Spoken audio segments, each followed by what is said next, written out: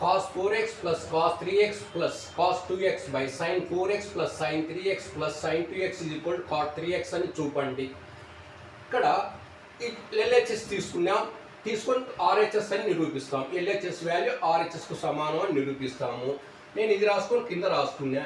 ఇక్కడ ఈ first term second term last term ఒక చోట రాసుకో. ఈ రెండింటిని ఒక పెయిర్గా తీసుకో. ఈవెన్ నెంబర్స్ ఉండే యాంగిల్స్ని ఒక పెయిర్గా తీసుకో, ఫార్ములాకు తీసుకో. ఈ టర్మ్ను లాస్ట్ టర్మ్గా వేసుకో, సెకండ్ టర్మ్ను లాస్ట్ టర్మ్గా వేసుకో. ఇక్కడ కూడా అంతే. ఈ 4xను 2xను ఒక చోట రాసుకో. Sine 4x plus sine 2x third టర్మ్ను సెకండ్ టర్మ్గా రాసుకో, సెకండ్ టర్మ్ థర్డ్ టర్మ్గా రాసుకో. Cos C plus cos D formula, ఈ ఫార్ములా అప్లై చేయండి. రెండు కాసులు వచ్చి మధ్యలో ప్లస్ వస్తే 2 కాస్ ఆఫ్, రెండు కాసులే వస్తాయి. 2 cos of C plus D by 2 cos of C minus D by 2. C అంటే 4x, డి అంటే 2x. ఈ ఫార్ములాలో 4x 2x రాసుకోండి. ఇది వస్తుంది. ఇంకా ప్లస్ 3 కాస్ 3x అట్లే ఉంటుంది. నెక్స్ట్ రెండు సైన్ రేషియోలు వచ్చి మధ్యలో ప్లస్ కనుక వస్తే ముందు సైన్ వస్తుంది, తర్వాత కాస్ వస్తుంది. యాంగిల్స్ అట్లే సేమ్ ఉంటాయి, 2 అట్లే ఉంటుంది. ముందు సైన్ తర్వాత కాస్ వస్తుంది. ఇంకొక sine C plus sine D formula ఇక్కడ ఉంది. సి బదులు 4x, డి బదులు 2x రాస్తే ఇది వస్తుంది మీకు ఆ రెండో సూత్రంలో. ఈ లాస్ట్ టర్మ్ అట్లే రాసినాను. ఇది 4x ప్లస్ 2x 6x అవుతుంది. 4x మైనస్ 4xలో 2xలు పోతే 2xలు మిగులుతాయి.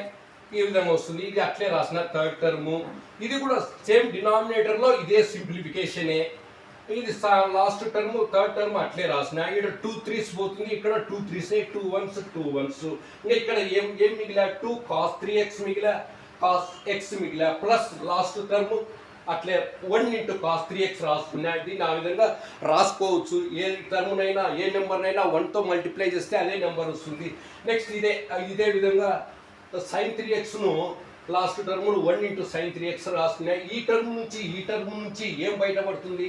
ఈడ cos 3x ఉంది, ఈడ cos 3x ఉంది. కాబట్టి రెండింటి నుంచి ఉమ్మడిగా cos 3xను బయటపడే, అక్కడ ఫస్ట్ టర్మ్లో ఉంది, సెకండ్ టర్మ్లో ఉంది. కాబట్టి ఇంకా cos 3x బయటపడితే ఏం మిగిలా? ఫస్ట్ టర్మ్లో 2 cos x మిగిలా, రెండవ టర్మ్లో cos 3x కంప్లీట్ బయటపడే 1 మిగిలా. అదేవిధంగా ఈ డినామినేటర్లో ఈ పదం నుంచి ఈడ సైన్ 3x ఉంది, ఈడ సైన్ 3x ఉంది. దాన్ని బయటపడి ఈ సైన్ 3x పోతే మొదటి పదంలో 2 cos x మిగిలా, రెండవ పదంలో 1 మిగిలా.